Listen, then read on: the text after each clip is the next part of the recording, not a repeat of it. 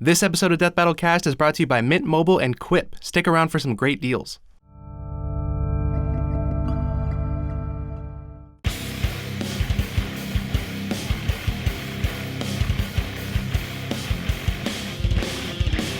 Oh, no, that's that time. That was the worst time for you. Already? We haven't even started. Chad was talking about how he was tired, and I'm just sitting here thinking, like, oh, maybe I didn't get enough sleep either. And then I start yawning right as Gerardo's like, 3, 2. I'm like, no, terrible. You said the word yawn, and it made me yawn. How many of you yawned when I said yawn? I got apparently some of the that best sleep. happens. Oh, my God. Getting to that place where a word loses its meaning when you hear it a lot. Yeah. So good. Anyway, hello, welcome to the Death Battle Cast. We are the cast and crew of Death Battle. I'm Ben, the voice of Wiz. Sam. Tori. I'm Chad. I play Boomstick. Yeah. These He people likes to do porn now. things too. I am so tired. What? WoW's been out for 5 weeks, You're still on this? and Yeah. I have not gone to bed before 2 a.m. since the game came out. Chad. I'm You have a problem. I'm so close to 60. You have a wait, you're not More at 60 so, yet? I know, it's No. crazy. More so, he has a gambling problem. Because we play a gambling Oh, game yeah, dude. inside the game, and Chad is the fucking worst about, like, always going in no matter what. Yeah, like, dude. He used to never fucking call it. That's really what's keeping him up at night. Oh, is you all have his a giant problem. losses. Well, it's great. Oh yeah, no, it's not real money. I don't care. That's the worst part about it. But you're using real time. No, I'm not just sitting there and gambling. Where you do this while we're clearing stuff. Yeah, but you say you don't go to bed at like till 2. Oh, yeah, that's that's- real time Yeah. that you're Oh giving no, up. 100%. I'm just trying to get to 60, dude. Wait, when was the last time we talked about this? I feel like it was weeks ago. And you're not at 60 yet? I'm at 60. Okay, to be fair, in one of those weeks, I didn't play at all because April's family was in town and all that stuff. Yeah. Excuses. Yeah, I'm at 60, Excuses. and I don't give a shit. No, you're not. I'm not. I'm not. Just you gotta commit, Tori. I'm not. Sam, what was your slash played to 60? 8 days and Okay. quite a few hours. Got it. I was just shy of 9 days. I'm a little over so 9 shy. days, and I'm a warrior, so. Yeah. What does that mean? Yeah. Being a warrior. It's a little slower to level. Yeah. than Oh, classes. Well, we will keep you updated on Chad's leveling status. Anyway, I'm like, just, I'm You almost- have had buckets of rest experience, though. Crazy amounts of rest experience. No, just the week where I didn't play, but I didn't get on and use it all. Yeah, in comparison to, you've also had the 3 weeks of going to sleep that, I didn't have. Sure. Yeah. Can we set up a chart to see how much time you spend leveling versus how much time you sleep? First time you gamble. leveling wins by a significant Oh, of course it's gonna margin. win, but like, Yeah. how is it really affecting? What's the primary method of leveling? Quest or monsters? It's a combination, Both. really. Okay. Either way, Anyway. a death battle just came out. Yay! Yeah, that's right. Got another one. Another one of those episodes that people did 'em. fight in. Sasuke versus Hiei, long time requested episode, and one of the craziest ones we've done in a while, just in terms of analysis and research. Because holy shit, who would have expected what happened? Spoilers. We are going to be talking about what happens in the episode of Sasuke versus Hiei throughout this episode of Death Battle Cast. So Yeah. if you have not seen that death battle, Go see it. stop. Go watch it. Yeah. You're very. I very love aggressive Yu Yu about that. Hakusho. I am very I love Yu Yu Hakusho. It's like one of my favorites. bias. Yeah. Sorry. I want like That's actually a question I want to That's address. a- I want a cheesy like radio station like sound bite and screen thing that we can throw up. Which is bias. Like it's just, That'd be great. That actually would be pretty good. Like, that would be good. But yeah, Some ridiculous title screen. I was sitting there looking at everyone working on it. I was like, man, I hope EA wins. Yu Yu Hakusho's the shit, man. Yeah. Yeah. It's so good. It's about a level 5 anime. Shoot. Never mind. The wrong podcast. I know that's right. Torian's on the all new fan service. Yes, Yeah. actually, we will be talking about that on next week's episode of Death Battle Cast. Nice. Because fan service is coming back. Oh yeah, I never Yeah. thought we were like, oh, we'll bring Cole in. It's like, no, we don't have Torian. He's on it. Like we, whatever. That's still good. That's fun. So if you wanted to see Torian on other podcast, on Scream another about podcast, anime. There we are. That you can look for his biases on that podcast. All right, He likes Demon Slayer a lot. We do have some questions to get to regarding Sasuke versus Hiei, especially regarding the crazy crazy result, and the crazy unexpected result, I should say, that I think all of us were surprised by. Not just you guys watching. We know we were surprised too. That's why at the very end of the fight, when we come back to Wiz and Boomstick, both of them are like, hold on. we know it's surprising, but we got a legit argument. Is it Just though? listen to us. Well, I think I think down EA has those more older eyes. animes are like kind of ridiculous. Sure, but Yes I mean, and no. first it's Naruto, so like you just think about that and you kind of already like. I feel well, like the it'd be Yu Yu ridiculous. Hakusho people was just sitting back like, y'all just don't even know. Y'all ain't ready. Y'all ain't. I think there definitely is a section of the fan base that's like that, but Yu Yu Hakusho is an older anime. Sure. Naruto is definitely more popular or more recent, and also is longer. It's a longer manga. Yeah, It's yeah, still yeah. going. Sure. And it does have what seem to be more impressive showings of power. Yeah.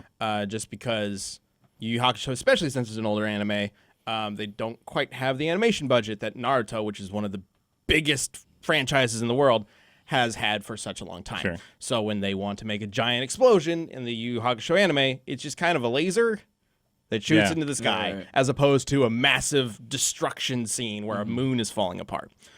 So let's get to the questions, because there are some very important ones to cover. Like, why do you base your whole arguments on whoever makes the bigger explosion? Speaking of which.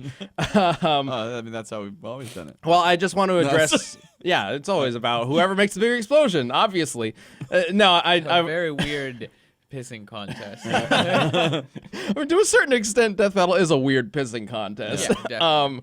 But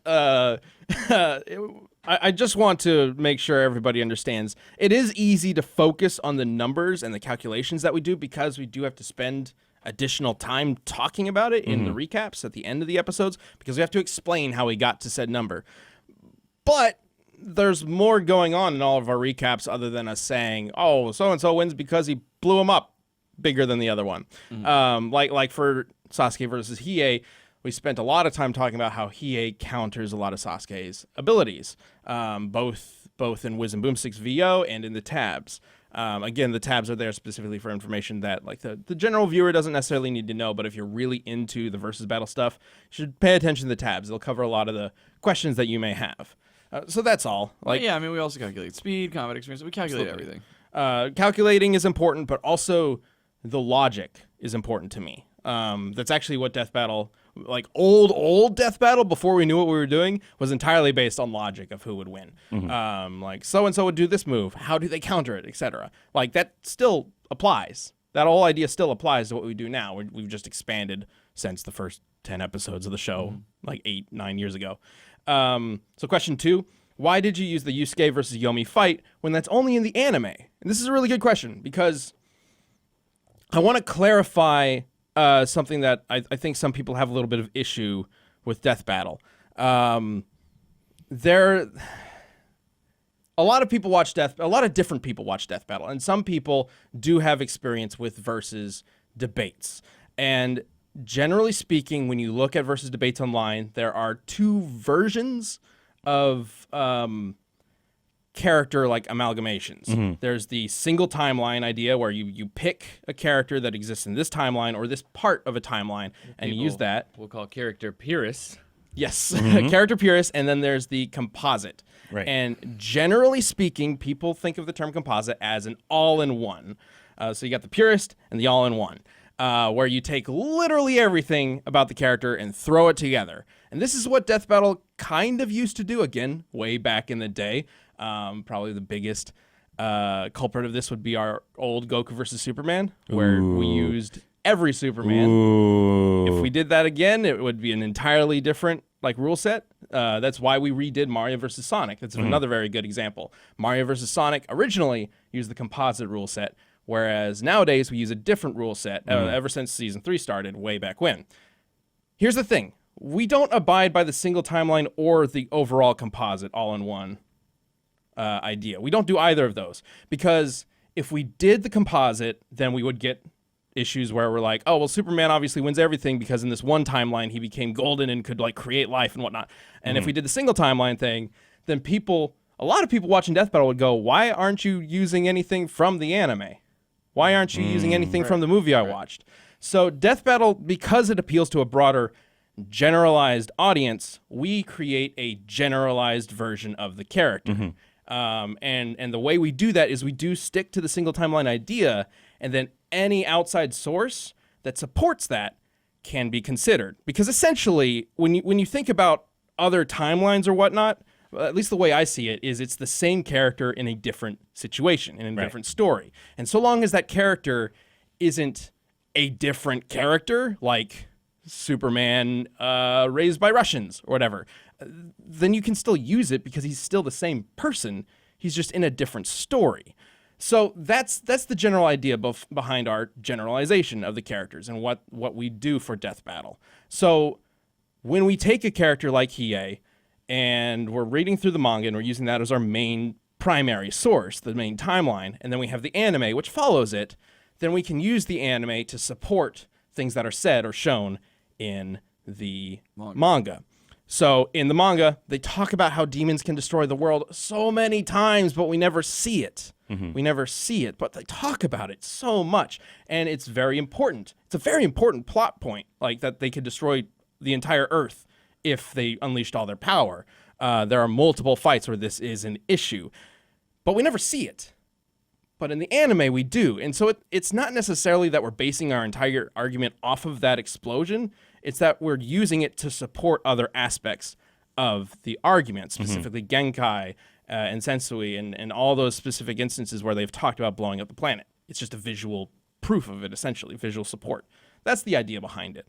It's similar to we used a calc that of Sasuke using the Diva Path in a video game, in a Ninja Storm game, and that's technically not canon. It's a video game, but we can use it to support the idea that yes, he should be above this power level. He should be able to accomplish things like this, even though we've never actually seen that in the anime or the manga, because that applies to the scaling. It's basically a support for scaling to Naruto and things like that. Very good examples of our generalized characters would be Kiryu from Dragon's Sword vs. Kiryu. Kiryu, Mechagodzilla 3, only had 2 movies. It's not a whole lot we can take from 2 movies, but that's our primary source. But Kiryu appears in a lot of comic books. So if we take the comic books and use that stuff to support what happens in the movies to kind of get a more broad idea of what Kiryu is capable of, then we can actually have like a thorough analysis of the character as opposed to kind of having to guess a lot of stuff, which we don't want to do. Shredder is another good example when we did Shredder versus Silver Samurai. Shredder doesn't have a main timeline. Technically, in the main timeline of Ninja Turtles, Shredder died in the first issue. It was like, so how do we just spit everywhere? How do we put Shredder into a death battle? Well, as we kind of clarified in that episode, we were using Shredder, specific versions of Shredders, and kind of generalizing those, which would be like the human Orokosaki from modern time. He fucking dipped his hand into lava. I will never forget watching that moment with it now since doing Death Battle and thinking about those things and how fucking absurd that was. I mean, speaking of old school Whoop, shows, here it is. It's like I dropped the thing in there. Oh, got it. And I was like, I mean, when they made that though, they was just like, "This is a cartoon." oh, I know. yeah, well, you you were did. talking about how like old school anime gets crazy. Old school anime was like realistic compared to some of our ridiculous Yeah. Western cartoons. Yeah. where That they're- same episode, the turtles inflate like balloons and they're floating up into the ceiling. And then Splinter pulls out a magical pearl and says that if they wish on this pearl, it will take them back. It'll turn them back to normal. So it starts lifting up off the ground, spiraling around them and glowing. And then they all turn back to normal. And then they're all like, "Where'd you get that magical pearl, Sensei?" And he just goes, "It was just a regular pearl. You did it. You changed yourself back in your minds." So they can just do this? Why And I the was like- fuck was it a glowy? Right! That was in their mind. Why did it have magic? It doesn't make any sense. That was in their mind. Bullshit. They seen it, and then they're just standing there like, I'm just standing here. I don't know. None of this is happening, but they're all freaking out at the top of the ceiling. yeah, so Shredder dipping his hand in lava, probably not good supporting evidence. But before we get to that, let me tell you about one of our sponsors, Mint Mobile. If you're still paying for one of the big wireless providers in 2019, have you asked yourself what exactly you're paying for? Enter Mint Mobile. Mint Mobile provides the same premium network coverage you're used to, but at a fraction of the cost because everything is online. Mint Mobile saves on retail locations and overhead, and then passes those savings directly to you. So it's very convenient and efficient, which is really neat. That makes it easy for you to cut your wireless bill down to just $15 a month. And every plan comes with unlimited nationwide talk and text. So stop paying for unlimited data you'll never use. You can choose between plans between 3 and 8 or 12 gigabytes of 4G LTE data. You can use your phone with any Mint Mobile plan and keep your same phone number along with all your existing contacts. So, to get your new wireless plan for just $15 a month and get the plan shipped to your door for free, go to mintmobile.com/cast. That's mintmobile.com/cast. Cut your wireless bill to $15 a month at mintmobile.com/cast. All right, so next question. You use statements to justify Hiei is planet level. So why are you intentionally ignoring statements in Naruto? The data book, for example, says that the Nine Tails could, quote, easily turn the world to ash and has earth-shattering destructive power. It also says Kinshiki can split worlds and obliterate all things. Shouldn't Sasuke scale to that? So that's more about context. Like the stuff with this, we don't take statements. That's actually a really important thing to me. If somebody says that they can destroy the world, we gotta know if they're saying the truth, because anybody can say anything. Right. I can destroy the world. We apply the same to Word of God, which some people use to if the author says something about a character, like, oh yeah, Sasuke could totally fly to the sun. Like, we got to prove that in the actual source material, right? So statements aren't necessarily going to be a good argument for a death battle. We don't do that. The reason why we use Genkai and Sensui statements is because of other things that happen in the series, like the explosion on the tree, like shaking the planet, like Genkai watching Yusuke's power level so that he doesn't destroy the planet. There are multiple instances where this is a factor. So it's not just statements. There's context to the statements. Whereas saying the nine-tailed fox could turn the world to ash just sounds like kind of a broad like idea. Like, yeah, if you let him loose, he could turn everything to ash. These are broad statements that don't necessarily mean what they're not so literal, essentially. Unless we literally saw one of the beasts just blow up a planet, then that would change everything. Next question. You forgot to mention blank when talking about Sasuke. That would have won the fight. So, I love the all-encompassing response. Yeah, exactly. Because this is a thing that we always have to deal with shonen characters especially, but also plenty of superhero characters as well. Just have massive arsenals, massive amounts of power. There's so much to cover, and we have 20 minutes to cover 2 characters, a fight, and our argument. And so we don't necessarily always have time to cover every single power. But that doesn't mean it's forgotten or not scrutinized. Exactly. We try to show and list things that people want to see, people expect to see, what people know the best, and especially what factors into the fight. So if also really interesting things. Yeah, if it doesn't really fit any of those things, then we'll try to fit it into a slate or a tab or something like that. But generally, we might skip something that isn't necessarily 100% important to our argument. But at the same time, that doesn't mean we just forgot it. Like, we're still taking everything into account. Next question. Why did you use Sasuke from the Madara arc and just ignore Boruto? We didn't. Nope. We used everything. How do you know? I understand that people can get a little confused when they look at the animation of Death Battle. And if they don't know Death Battle, then they can say, oh, well, that's Sasuke from Shippuden. Well, why aren't they using Sasuke from Boruto in the fight? And it's like, well, A, that's what people want to see. The more recognizable Sasuke. B, that was the sprites that we could fight. Yeah. Also, that Sasuke looks stupid. Well, The Boruto sure. one? Yeah.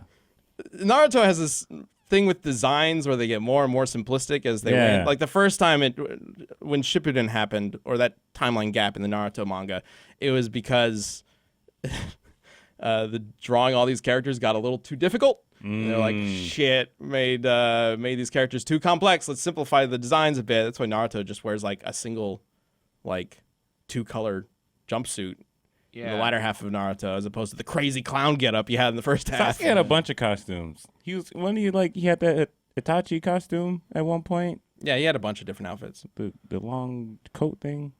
The long coat thing. Yeah. Perfect. So we're getting close to the end of the questions, but we're into the like complicated ones now. Ooh. So get ready. Was that first one not a complicated there one? was a pretty complicated one, earlier. But now we're talking about like the powers and stuff like that. How do you know that the Jigan can counter the Eternal Mangekyo Sharingan's Genjutsu? Isn't Sasuke's eye much stronger? That was a lot. That was a lot of words. You said a bunch of words. Those are anime words. Those are anime words. Fuck. Dorian was impressed. I watched him be like, You see that meme where like the fractions instead are like coming out of your face? I was like, what the fuck is he talking about? Damn, anime. Shit.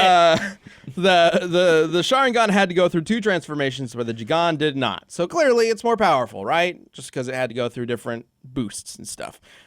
So this is one of those kinds of things where it's like there's no it's hard to come up with a way to scale illusions. Like my illusion is better than your illusion. There's not really a good way to do that when it's like psychic powers and things like that. So we kind of just have to base it off of their overall powers, or take a general broad approach. And in this case, the Jigan clearly increases in power as Hiei does, or it has always been incredibly powerful, and he's just coming up to like raising up to its same power level, because it still works just fine throughout the whole series. He never is suddenly worse off. Like the Jigan never becomes useless throughout the series. So when he is an upper class or an upper S class demon, the Jigan is capable of working with upper S class powers. So clearly it is somewhere around it is comparable to his own power level, so we should consider it as such in comparison to Sasuke's. Obviously that's not like a 1-to-1 comparison, but it's the best we can do with a power that's this kind of out there and immeasurable.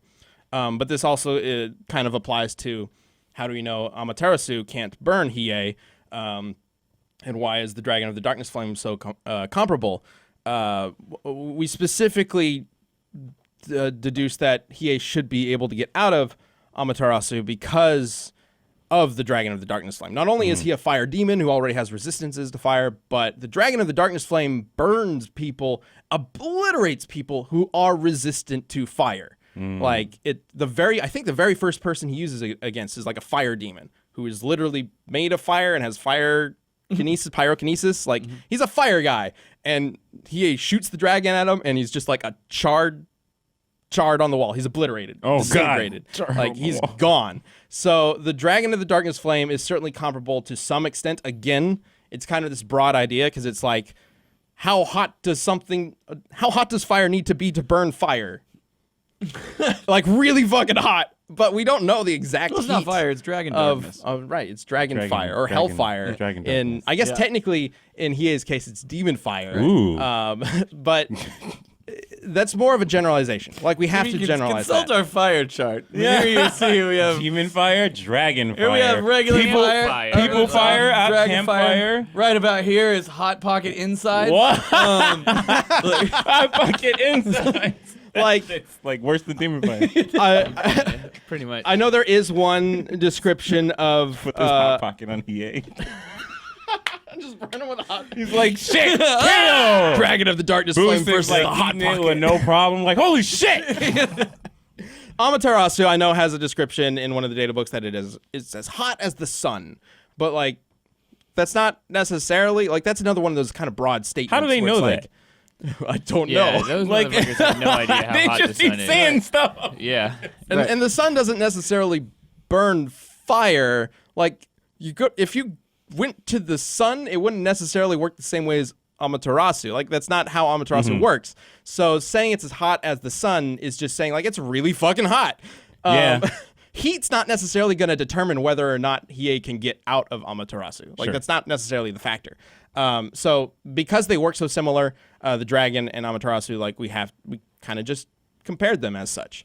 And that's really it. Yeah, those statements are always really tricky. I remember Mega Man is a great example when we were looking back through like Robot Masters and crap like that.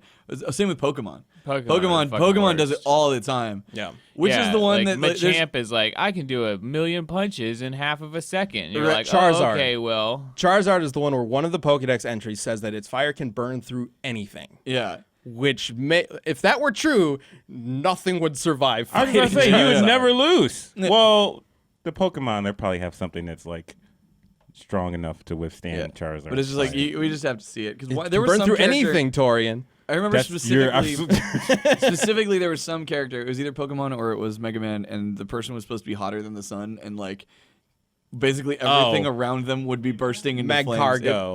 Magcargo from what Pokemon. did you just say? It's a Magcargo? snail. It's a Yeah. fire snail Pokemon. Oh, I know that its Pokemon. skin is supposed to be hotter than the sun.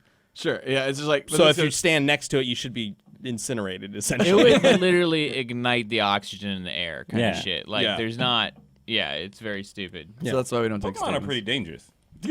Yo, Like, just think about like. if you just looked at the Pokemon, like the Pokedex and shit, like that would be a horrible world to live in. There's like Yeah. ghosts that steal your soul. Like you can get Just stuck hanging inside out, though. mummies for life. Like it's so stupid. Just hanging out, fucking snail that can combust the fucking oxygen in the air. like Just the walking balloons, around. The balloons like fucking Not lure fast. children away from hospitals or some shit like Oh, that. oh yeah. yeah, Driftloon, something Yeah, like that. like there's what the a fuck there's is a, that? there's a The couple. monster world. Like, Is there a force in Pokemon that like kind of like keeps the Pokemon in check, like the crazy ones? people.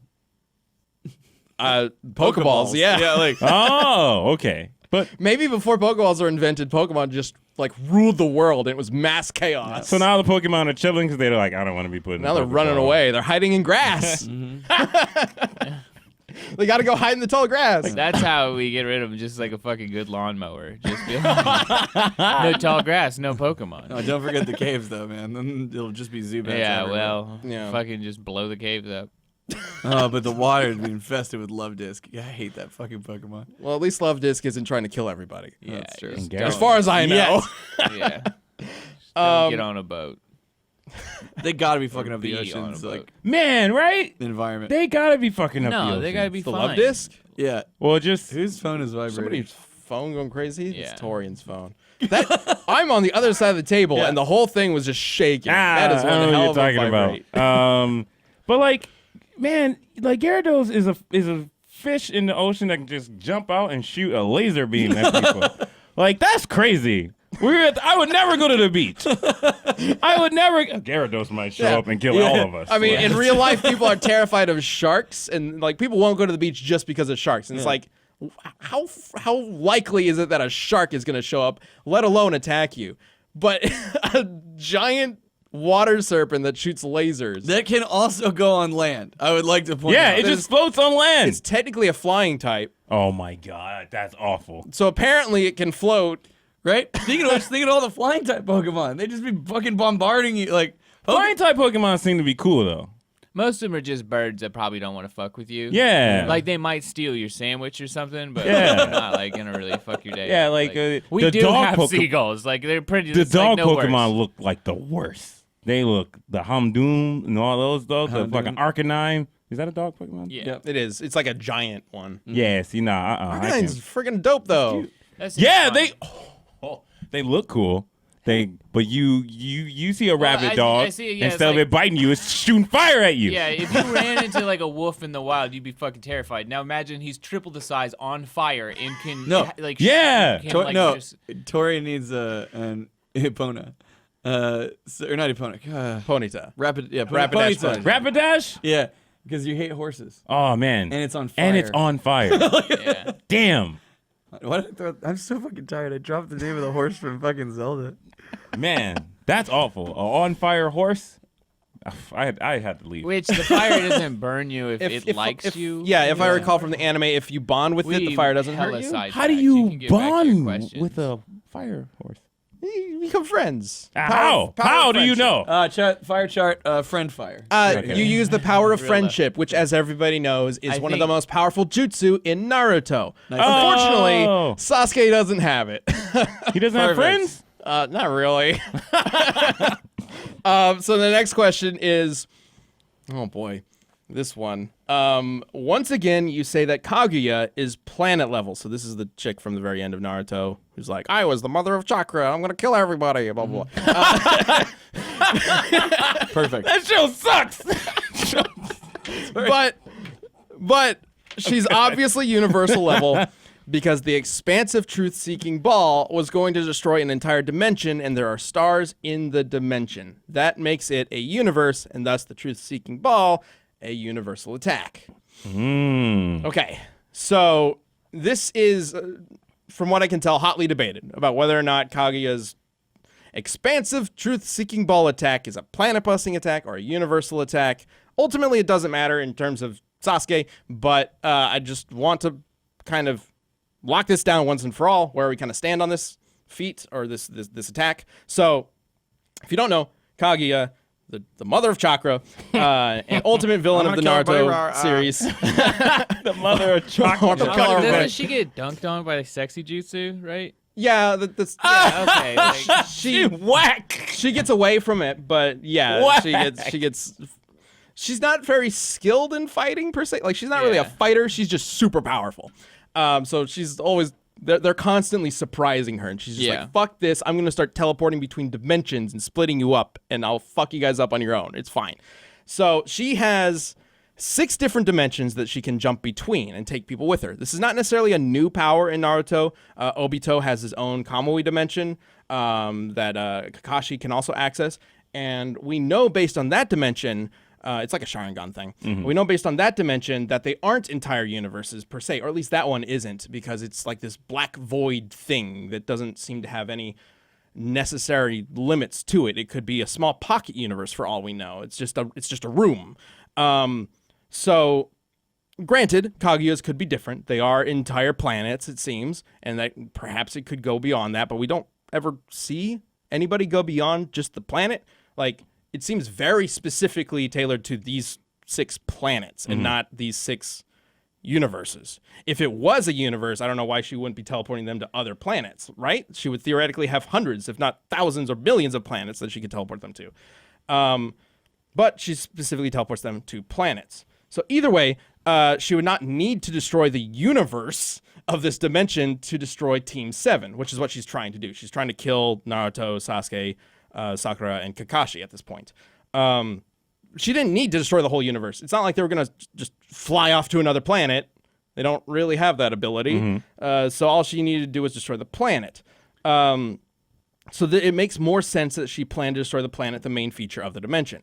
And the main reason this is a debate at all, frankly, is because there's one translation of the attacks, like the panel in the manga where this attack is revealed.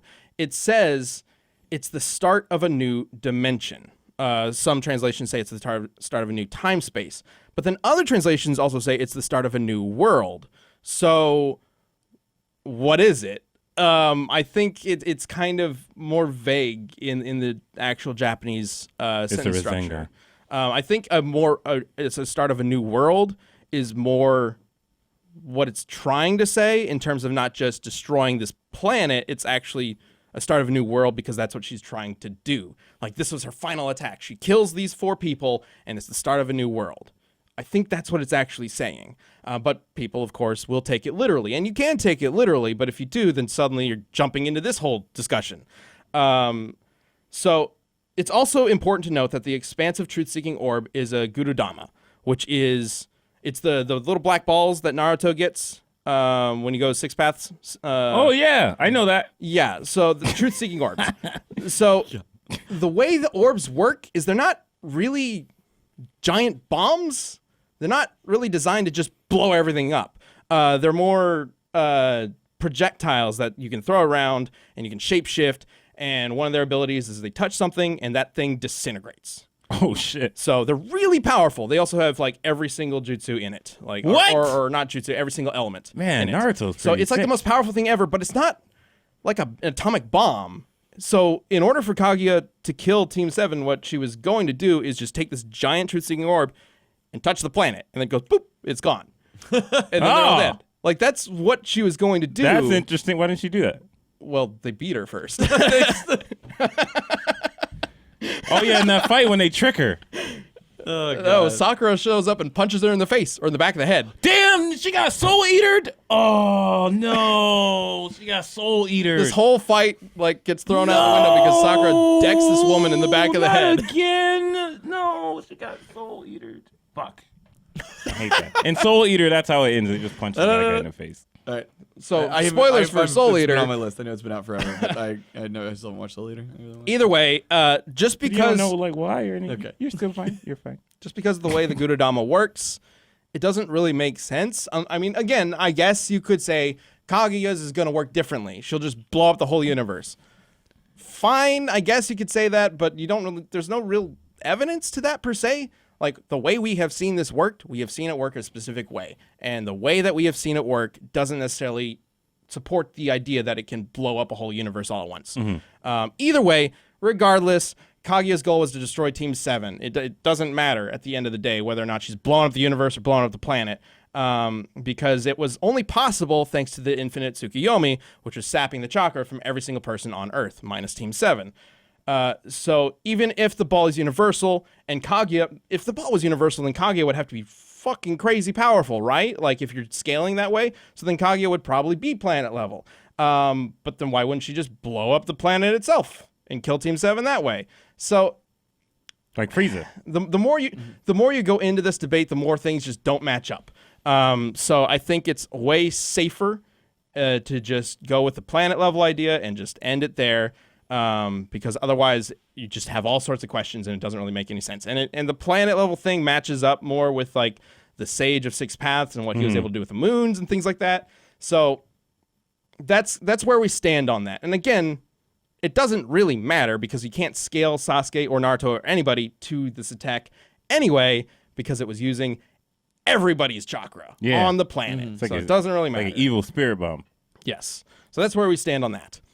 Anime. Okay, I think there's only 2 more questions. We're almost done. What? Almost I done. thought that was the last the one. entire Almost episode.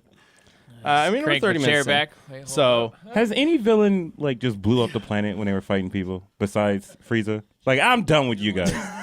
And just why blew did up- you scale Hiei to Yoko Kurama's demon power level to get his max speed? Don't you know power levels don't scale that way? I wanted to answer this because this is interesting. Because there seems to have recently been kind of a shift in how people treat power levels, or at least generally based on what I've seen. Yeah, we know. In fact, ages ago we talked about that, and people gave us shit for it. Ben's not like- bitter about that at all. Well, I've always thought, especially since Goku vs Superman, where I really confirmed this idea, that power levels aren't a good way to specifically measure a character. They usually are either there just to hype a character and make them feel really powerful, or they're there to give the villain a reason to underestimate a character, which is how Dragon Ball initially introduced it. Like in the Frieza saga, power levels are literally there for Frieza to to underestimate give- everybody. It's to, like to give audiences perceptions of characters. Like that's Yeah, their, sometimes they're that's their cool. narrative point. Yeah. Yeah, I mean, obviously there are different uses for power level numbers, but because they are a very, very broad generalization of a character, you obviously can't scale them one-to-one with that. That's why later, like in the episode, we mentioned the difference between spirit classes is far greater than a simple 100% or 200% increase. The reason why this is coming up is because in a tab we said that by scaling Hiei to Kurama, he should be over Mach 31,000 in terms of speed. But we gave that as a minimum just based on scaling and the power levels and whatnot. Like, he should be way more, theoretically. And the reason why we did that is because there's not really a good way to calculate his exact speed by the time he's upper S class. So that's why we did it. It's not us literally scaling per power level, but us using the power level as kind of an estimate to help estimate the bare minimum speed he could be. That's why at the end of the episode we also say, yeah, he was probably faster, guys. We just can't know exactly how fast because that's not an option to us based on what he's done. He doesn't do nearly as much as Yusuke does as the series progresses. Like he just kind of takes a step back and lets everybody else do all the cool stuff at a certain point. Every so often he'll show up and do something badass, but he's not the character who just jumps into everything because he feels like blowing stuff up. I find your I find your calculation on the Yusuke and Yomi explosion questionable. Can you describe it in more detail? Okay, this is that big explosion. I think I'm just gonna pass over it right now because we are getting close to the end here, and we want to move on. But I will have a post. I'm gonna post the details of this on. I believe it'd be good to put it on the Rooster Teeth's new community. No, I there think you that'd go. be good. That's perfect timing. Yeah, kind of works out great. Nice. So the research team, and especially Strutton, worked really hard to figure out how powerful that explosion is, the Okunin tree explosion, and they did such a good job on it. And they looked at it from so many different angles, but it's such a complicated thing that if we were to really go into detail on it, it would take up another 20-minute long video. So that's going to be a post on the Rooster Teeth community site. I'll also link to it from my Twitter, and we'll show you guys what we did. So don't worry about that. And then, so there are some more questions about that. I'm going to address that later. But I guess the main one I do want to point out is there are some people wondering, one of the parts of the calc is us measuring the blast against air in the sky. How do you know that there's air 4.5 million meters high? Because there's clouds above the 4.5 million meters. You can't have clouds without air. So, Oh shit! that's kind of like if you look at it, there's clouds there. So that's all. You can't have Can't have clouds without air. Ben, I mean, 2019. All right, and then the last but not least, this is a question specifically to me. Ooh. And I guess now to Torian, because he said that he loves Yu Yu Hakusho. You Yeah. once said that you don't like Sasuke, and Yu Yu Hakusho is your favorite shonen. Doesn't this mean you're biased and should be removed from Death Battle? Bias. I am biased, not removed from Death Battle because I get paid to be here. But We all have our preferences. We all have shows and comics. And it's manga that okay. we like. It's a better show than Naruto. I'm Sorry. not gonna. Well, I just wanted to say that I'm not gonna stop liking something just Right. because I work on Death Battle. Yeah. Right, but it's not going to influence. Like, do you know how many of these fights that we've done? We don't care who Yeah, wins. we really Like don't. we want to figure out, but it's like that's the only goal. Like, and if there's a character that we like, it's just like, shame to see him die. But like we've done so many of these that like we're prepared. We know like going into this, one of them will die, and it's a 50-50 shot when we first walk into it. Yeah. So like, and that's I've said it before, and I know people take it the wrong way all the time, but I literally could care less who wins. This is not from a personal standpoint. Who wins per se is not what I'm necessarily passionate about. You have no as personal far as pride Death in like Battle. Yeah. when your guy winning. Like no, Right, yeah, it's right. like, Like- what we give a shit is doing a good job, not our Yeah. character winning. I Like, work on Death Battle because I love talking about the characters and maybe showing off something that people didn't know about a character. Yeah. And I mean that's like whenever I wrote scripts, it was like a lot of it was I worried a lot about making sure like that fan base and like everything they're about was represented well in the script. And like JoJo and Kinshiro is a good example of like they have so many niche jokes from each other's franchises inside of them. And it's like yeah. That's like doing those things is like that's where I give a shit about the characters is trying to like if I have a bias for a character, I want to represent that fan base well or something like that. I don't really give a shit if they win though. Right. Like Yeah. I'm just there trying to like write it well so people understand why it's a cool show. Yep. Doesn't give a shit who wins. Absolutely. All right, that ends the questions. Thank you. Okay. For Yay, sitting you did through it, all man. that. good. I mean, there was a lot because it is Sasuke versus Hiei. It's a complicated episode. I understand that people might have gripes Sure. because there's so much information there. Naruto. Yeah, I just glanced at that progress bar and I thought it said Spider-Man is black. And I was Donald Glover finally got the part. Like, somebody's All right, mad about everybody. Miles Morales. Let's move on and talk about why Spider-Man is black.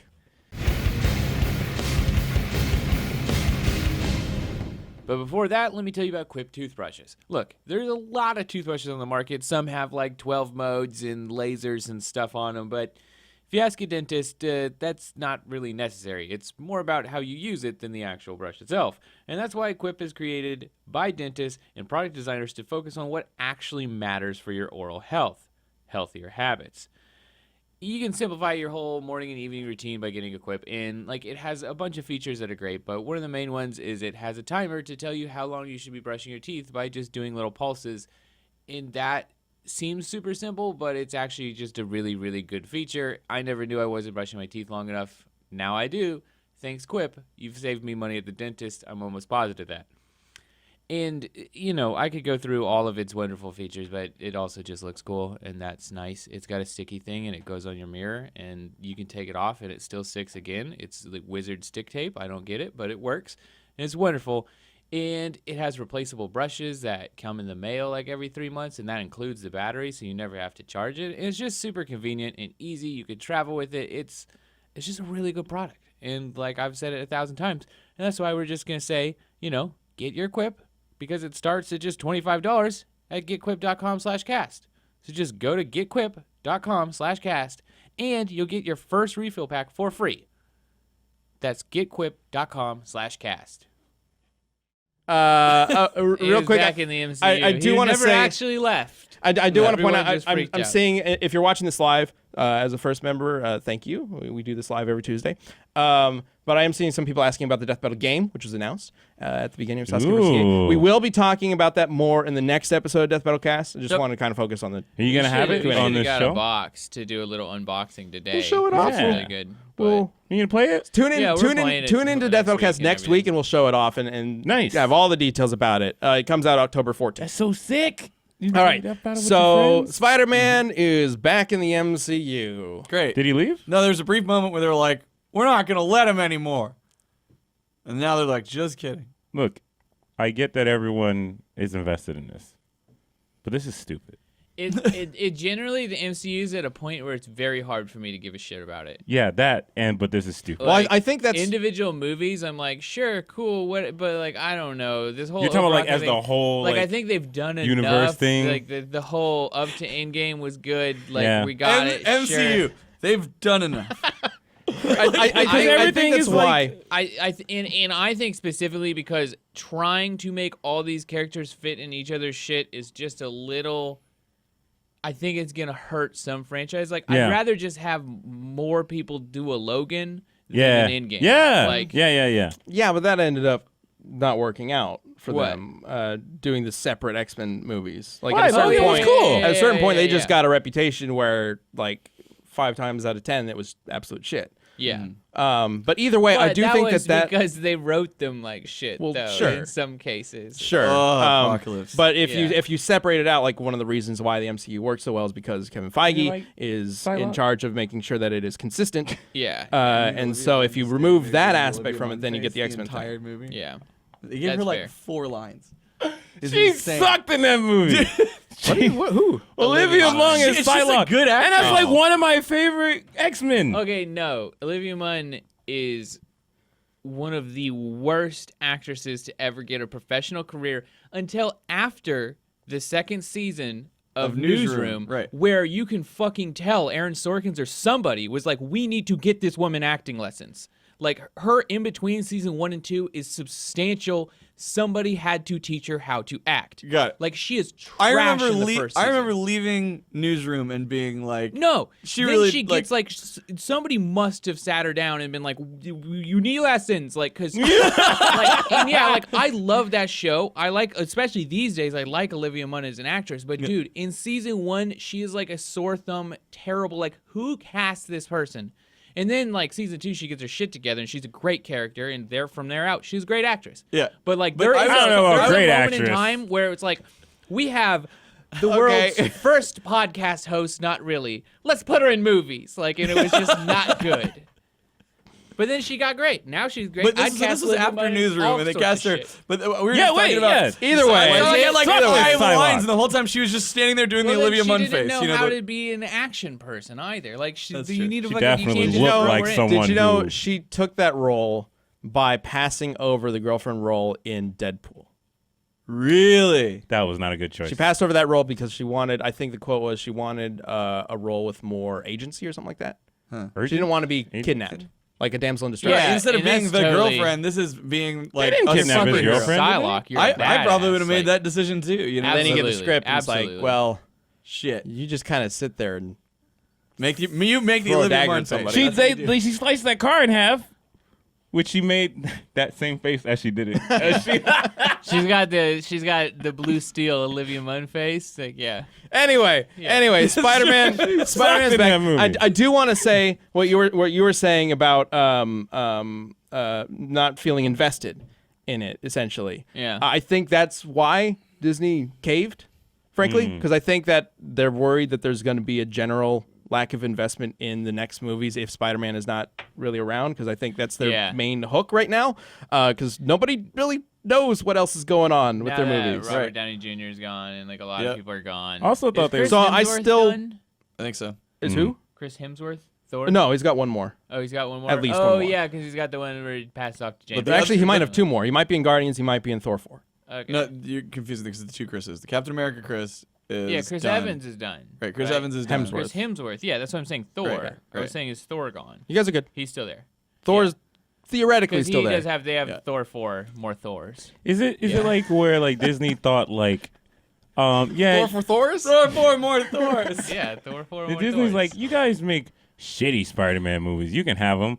And then Sony's like, excuse me, we just made Spider-Verse, so there's hope.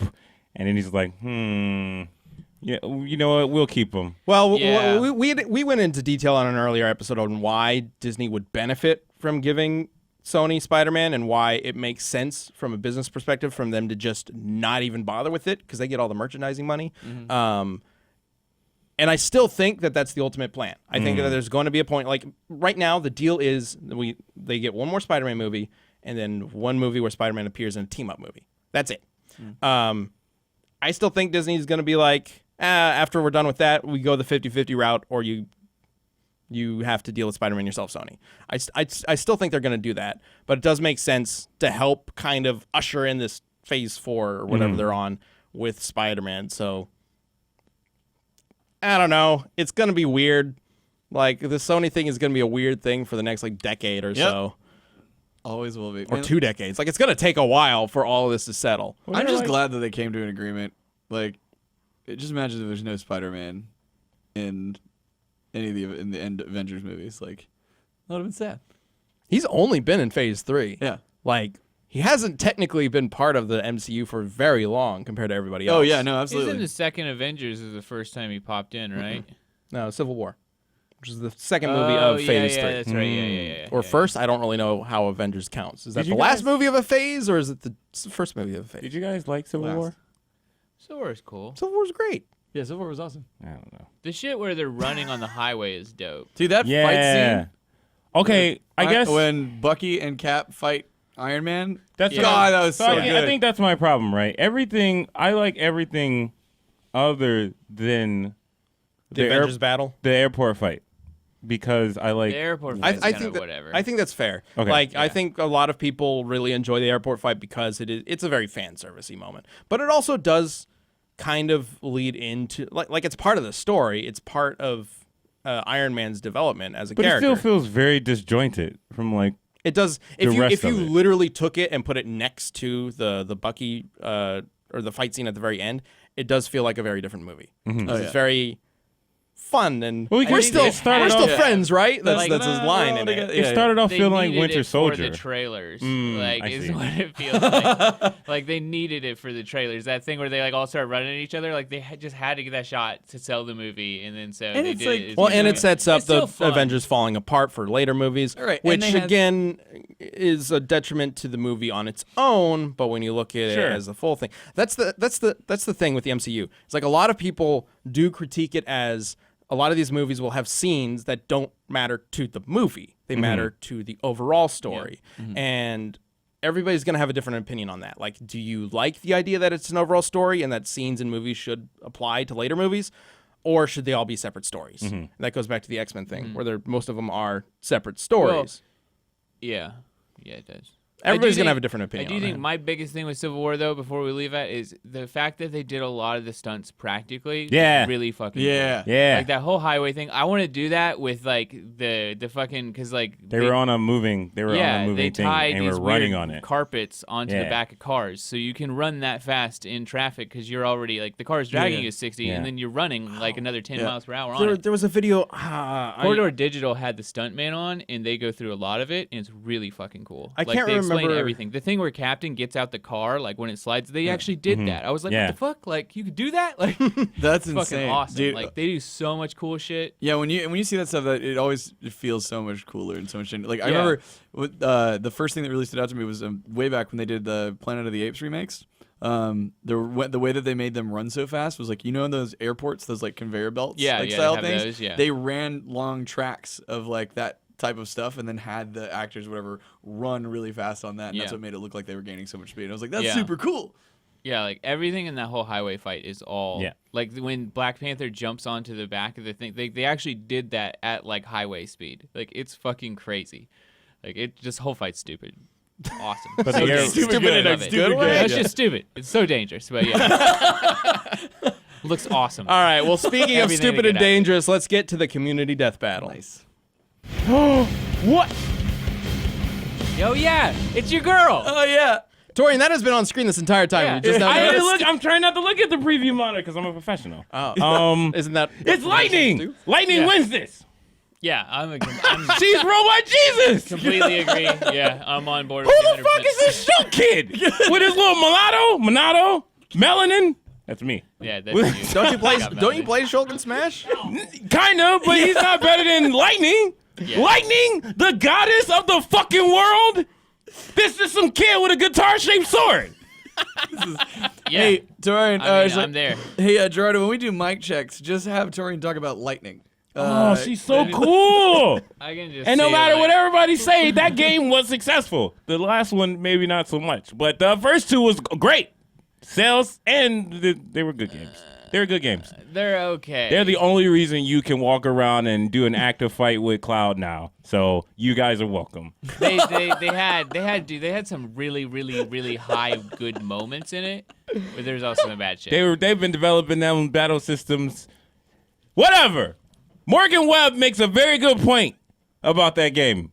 What is What? it? Is that that's the game that the franchise needed, or it would have been still that same old stale turn-based bullshit. Yeah, So yeah, I could agree with that game's awesome, and Lightning's great. She's a really good. She's a little stale in the first game. Well, there you have it. She's a little Lightning stale, wins. but the next game she gets a little bit She's more a little emotion. Well, Stale as and always, She's we real leave it up fucking to stale. you guys to I don't know decide what is who that wins. costume they made Not for her. know Torian. anything. That costume. I hope you can hear me. Just pull up the first one. Let's go ahead and pull up the first answer. This is for Lightning cool from name. Count Dorkula. They was trying to make her So female. Dorkula Cloud. says Lightning wins. She was able to dodge Hypernova. Yeah. Which moves 290 times faster than light. Really? Okay. Yes. Shulk may be able to see the future through premonitions. That's fucking awesome. But that doesn't save him from getting blitzed by Lightning's time stop, and that even works on God's instant death. If you didn't notice from that, I have no idea who these characters Yeah. what these Woo! characters have. You know Final Fantasy crazy. I know Final Fantasy How do is you crazy. stop time against death? I don't know what Lightning's got. You're about to die. Oh, wait a minute. So you just suspend it and like what's happening? Like, are you alive? But he can see it coming. Can he? Yeah, he can see his death coming. That's fine. He's still alive, so, like, Uh-oh. Well, Like, okay, it's like- hang on. Before let's get off of Lightning's dick for a bit and talk about Shulk. We got an answer from Malcolm Neal. And Malcolm says, Shulk wins this as Shulk's Monado has the ability of future sight. This allows him to see fatal blows and then react, which could counter Lightning's attacks. He's also stronger than Lightning, as with the Monado 3, he beat Zanza, whom created the universe. Okay. That doesn't mean he's strong. Good heavens, just look at the time. I still gonna go with Lightning. Lightning, like, for free. Like, she beat a god. He's like, oh, I might be as strong as a god. She, like, beat a god. I beat you. So you're not siding with Shulk. No. At all. Which god is stronger? Hell no. But what about We need a god chart to go with our fire You're chart. absolutely right. We do need a god because there's so many levels of gods throughout anime and shit. Like We'll call it the god tier. the god, hey, the god's here. That's great. That's pretty good. That's good. All right. Well, let's go ahead and bring up the poll then and see who wins. She's like lightning. When she dashes. oh Yeah, shit! well, cause Smash. Yeah. And like, Yeah. and out of all the, if you Smash? ask people, oh, what's the worst Final Fantasy game? Yeah. People are like, 13. It's like 13 has problems because it's like underwater? a Gen 1 thing Yeah. where they're still working shit out. But it also is like, a lot of people don't like 13 because it has Gen 1 problems, which is a reasonable thing to complain about. And then a lot of people don't like 13 because they changed what they already liked, and change is bad and they're afraid to change. Right. So those compounded They're like, why makes did it the- generally considered a bad game, where it's just like not the best game. Why don't they stop at towns and stuff? Because they're fugitives. They will tell on them immediately. Yeah, yeah, like, that is a good example of that game. They're fugitives. Every Hey, I other would like to Final buy Fantasy- 3 Phoenix Downs. Wait a minute. You're lightning. Yeah, You're going against the religion. Get her. Shit. Shouldn't have bought those Phoenix Downs. yeah, that is exactly. Why don't they steal them? Because they're not criminals. They're just not. They're trying to get away from this purge type situation. Then why don't they ask very politely Hey, while please wearing don't turn me in. masks? Because not everybody is And on all their black. side. You know, they might trick them or whatever. Man, and you like fight like helicopters in the side of a building that's collapsed, and you got this active time shit. That game's Yeah. awesome. Anyway, Some we sweet do parts. have a new community death battle for you guys. So this one, It's dumb. okay. Stupid. This is dumb. You're gonna go and replay. Speaking Final of Fantasy dumb, 13. It's so Okay, that's long. probably not the best way to introduce this, but it's dumb isn't silly. So a while back, we tried a community death battle with Saitama versus Krillin. Remember this? Krillin And is we so much better. we kind of Way determined stronger. We'll win. we kind of Krillin. Yeah, Krillin will win. well, based on everybody's responses, because I hadn't really looked into it beforehand, but based on how everybody responded, it really feels like Saitama doesn't apply in the same way that most characters do. Like, Well, no, he's like a gag character. Yeah. yeah, But he does some real shit. Yeah. he's sort of a gag character, but he's a gag character in his universe, and outside of his universe, he might not be. That's why it's a little weird. But I've been racking my brain trying to figure out if there is a death battle that Saitama could possibly be in. And over the weekend, an answer came up, specifically from the creator of this character. Really? The creator of Axe Cop. If you don't know Well, what I'm he just talking said, about, Yeah, let's do it. Like, he did. I Well- don't think there was a. Yeah. way to ruin my mojo. Well, like he asked us. Specifically, a fan asked him if Axe Cop should be in a death battle, and the creator or the co-creator of Axe Cop was like, "Yeah, let's do it." Oh, that's awesome. So the way Axe Cop, if you don't know what Axe Cop is, it's amazing. Basically, I don't know what that is, but yeah. Ethan Nicole's younger brother would come up with random stories, and he's like 5 or something, Yeah. and then Ethan would turn that into a comic. And it's absolutely ridiculous. If you haven't seen Axe Cop, the episodes are very short. They're on YouTube. Or I believe you can find some on YouTube. Just look up an episode. Just one. Just check it out, and then let me know who you think would win between Axe Cop. Saitama and Axe Cop. Axe Cop. Axe Cop is like some cartoony bullshit. He's though, just right? gonna So is drink, Saitama. like he's just gonna drink his anti-punching potion, and then like it's fucking done. What does One Punch Man do against somebody with anti-punching potion? The best thing about this is that Axe Cop hates bald people. Oh, Does he Saitama, really? He will fight That's Saitama regardless. I've been meaning to watch. he wouldn't punch him. He would do his serious series side steps and then just bump into him, and then Axe Cop will fly So into the let moon. me know. He Let took us a- know. He drank an anti-serious sidestep potion. that's Axe Cop's character. But Saitama also kind of does that. He just overcomes everything through physical punching. Let us know who you think would win between Saitama and Axe Cop using hashtag DeathBattleCast on Twitter. There will be a poll up. I believe that's going to be up on Friday on the Death Battle Twitter. It's at Death Battle. And then we will discuss it next week. He's gonna punch the immunity to punches out of him. No, I think he would take the anti-punching potion, and then Punch Man would probably be like, "Oh, I can't punch you, but your axe didn't drink it," and he'd punch the axe, and the axe would split his head open. Or Saitama would probably just kick him. Yeah, he did. All right. Kick potion. Thank you guys for joining us. I know this is a long Written episode. by a 5-year-old. That's how it works. We'll see you next week. Bye.